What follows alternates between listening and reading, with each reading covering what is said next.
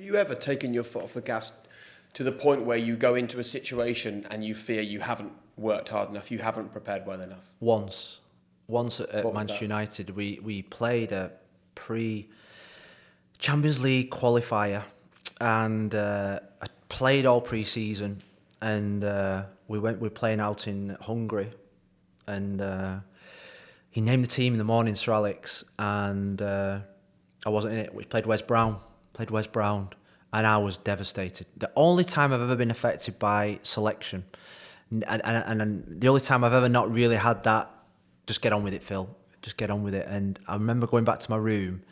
I didn't have my normal pre-match meal.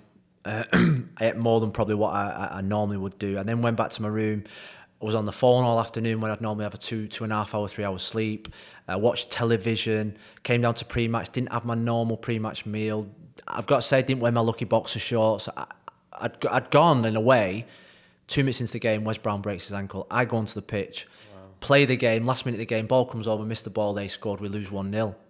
And I never forget Roy Keane running down the tunnel, just having a go at me. And I'll remember just not hearing a word, just thinking, I deserve it.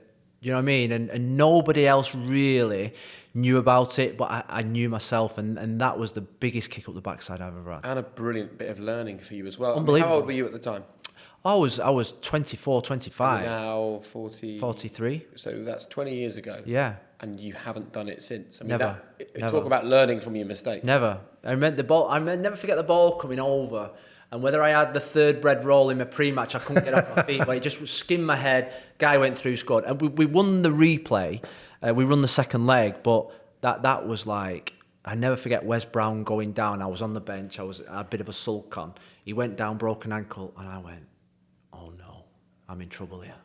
Do you know what I mean? Because I needed to prepare right. Mentally, I needed to prepare right for me to play well, and I knew I hadn't.